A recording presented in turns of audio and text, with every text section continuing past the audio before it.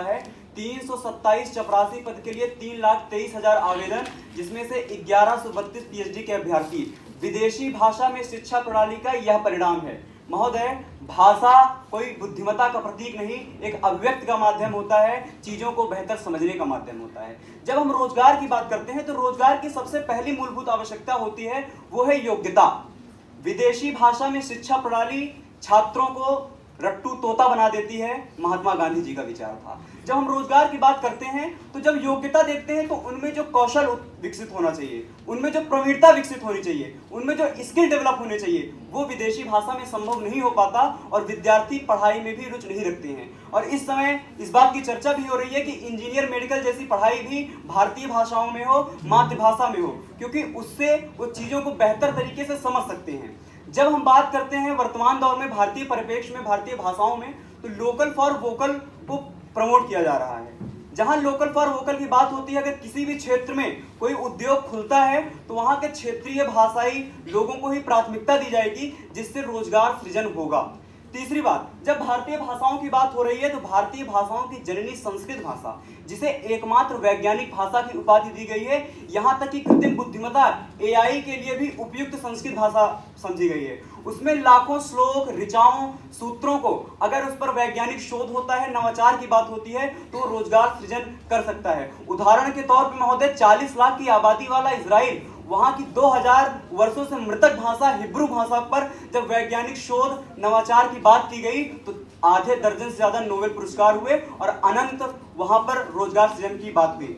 चौथा बिंदु महोदय, जब हम भारतीय राजभाषा की बात करते हैं हिंदी को कमजोर समझा जाता है। विश्व की तीसरी सबसे शक्तिशाली भाषा हिंदी होती है।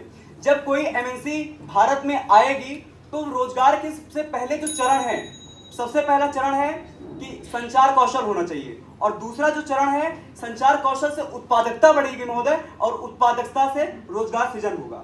जब कोई भी विदेशी कंपनियां भारत आएगी, भारत एक वैश्विक गांव बन गया है, और जब वहां पर वार्तालाप की बात आती है तो क्षेत्रीय भाषाओं को ही प्रमोट करने की बात आएगी, और समाज में जो द्विभाषी लोग हैं, जो बहुभाषी लोग हैं, उनको प्रमोट किया जाता है और उनमें कई अनंत प्रकार के रोजगार सृजन हो सकते हैं। महोदय, जब हम बात करते हैं भारतीय परिप्रेक्ष्य में भाषाओं की, तो भाषा जो होती है उसमें कुशलता और प्रवीणता एक विकसित होती है। आज भारतीय भाषाओं पर एक सबसे बड़ा आरोप लगता है कि वो रोजगार सृजन करने में सक्षम नहीं है।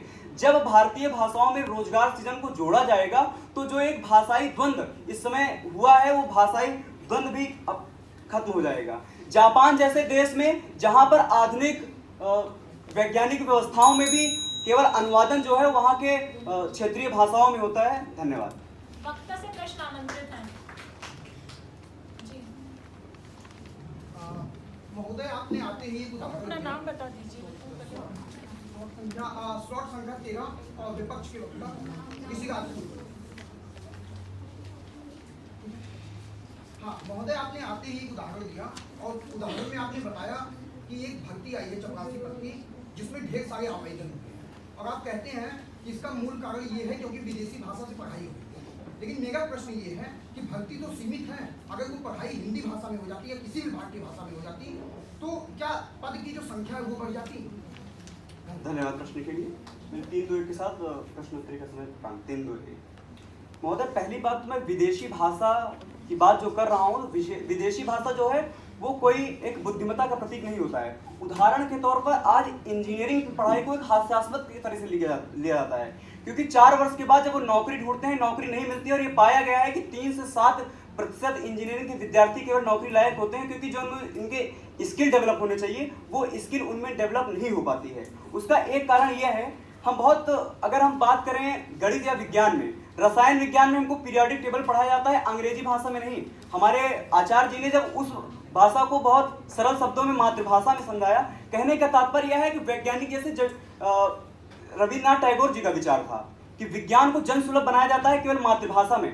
मैं किसी भाषा का विरोध नहीं कर रहा हूँ, अगर किसी भी तकनीकी जैसे विषय को भी हम अपने मातृभाषा में बहुत बेहद अच्छे तरीके से समझ सकते हैं, और जब हम समझेंगे तभी हम उस पढ़ाई में रुचि भी रखेंगे, और रुचि की वजह से उसमें स्किल डेवलप होगी, और स्किल डेवलप होगी तभी रोजगार सृजन हो सकता है। धन्यवाद।